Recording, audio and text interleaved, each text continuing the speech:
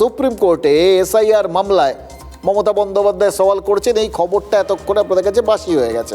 আপনারা সবাই জানেন অনেক দিন পর তিনি আবার একবার সেই একেবারে আইনজীবীর মতো করে সুপ্রিম কোর্টে গিয়ে সওয়াল করেছেন। এবার সেইখানেই তিনি এই আমাদের পিছিয়ে নিয়ে যাবার সমাধানটা বা আগ্রহটা প্রকাশ করেছেন। দেখুন, মমতা বন্দ্যোপাধ্যায় এটা তো জানেন যে এসআইআর একটা সংবিধান সম্মত পদ্ধতি। পশ্চিমবঙ্গ ছাড়াও 11টা রাজ্য আর কেন্দ্রশাসিত অঞ্চলে এসআইআরটা হচ্ছে, এ তো হওয়ারই কথা। এবার এটা নিয়ে তাহলে তিনি কেন সওয়াল করলেন? কি চাইছিলেন? এসআইআর বন্ধ হয়ে যাবে এটা ভেবেছিলেন? নিশ্চয়ই ভাবেননি, কারণ সুপ্রিম কোর্টে এর আগে এসআই নিয়ে অনেকগুলো মামলা হয়ে গেছে, অনেকগুলো শুনানি হয়েছে, এবং কোনো শুনানিতেই সুপ্রিম কোর্ট এই নির্বাচন কমিশনের কাজে হস্তক্ষেপ করেনি, এবং সবথেকে বড় কথা এসআইআরকে স্থগিত করে দেয়নি।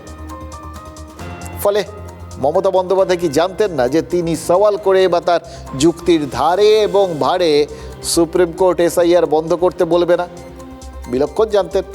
তাহলে তিনি কেন দিল্লিতে গিয়ে সুপ্রিম কোর্টে নিজে দাঁড়িয়ে সওয়াল করলেন? অকারণত কেউ কিছু করেন না। নিজের দাবিকে প্রতিষ্ঠিত করতেই নিশ্চয়ই তিনি এই কাজটা করেছেন। এবার কি দাবি? ওই পেছনের দিকে এগিয়ে নিয়ে যাওয়ার দাবি। মমতা বন্দ্যোপাধ্যায় কি চাইছেন জানেন? 2025 সালের যে ভোটার তালিকা, সেই তালিকা অনুযায়ী রাজ্যে বিধানসভা ভোটটা হোক। এবার 2025-এর তালিকা মানে এই যে মৃত ভোটার, স্থানান্তরিত ভোটারদের এত কষ্ট করে নির্বাচন কমিশন চিহ্নিত করলো, প্রথমেই যে বাংলার ভোটার তালিকার থেকে 58 লক্ষ বা নাম এর জন্য বাদ চলে গেল, তার মানে তারা সবাই ফিরে আসুক, তারা সবাই থাকুক। আপনি থাকছেন স্যার, এটাই কি বলতে চাইছেন মমতা বন্দ্যোপাধ্যায়?